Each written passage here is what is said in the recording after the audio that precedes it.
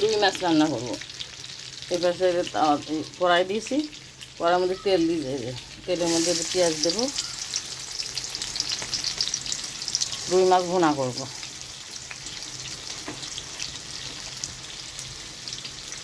পেঁয়াজটা ভাজা হয়ে গেলে মশলা দেবো সব, হলুদ, মরিচ, লবণ, জিরা, ধনিয়া, আদা রসুন পেস্ট,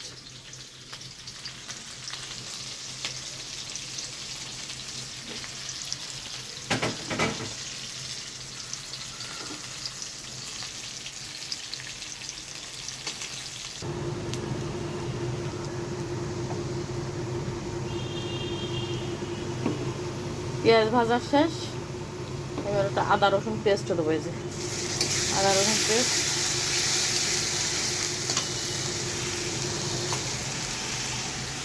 সব মশলা।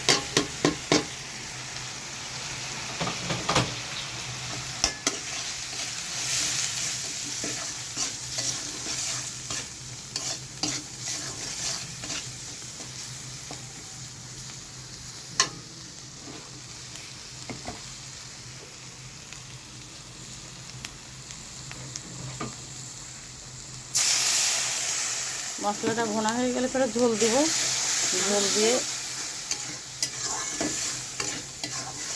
পানি দেওয়ার পরে এটা ফুটে উঠলে পরে তখন এই যে মাছগুলো দিয়ে দেবো। বড় মাছ তো আপনি একটু গরম মশলা দিতে পারেন, গরম মশলা যে গুঁড়ি নামানোর আগে গুঁড়ি দিয়ে দেবেন। পানিটা ফুটে উঠছে, এখন মাছগুলো সব দিয়ে দিব।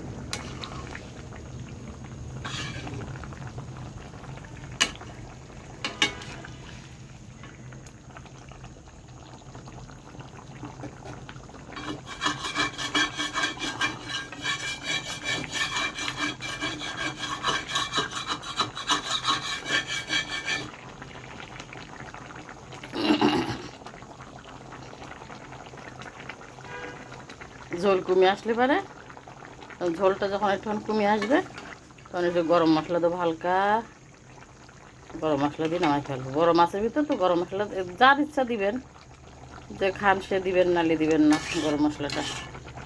বড় মাছের মধ্যে গরম মশলা দিলে মাছের গন্ধটা করে না। ঝোলটা একটু কমিয়ে গেলে নামাই ফেলবো, আর 5 মিনিট।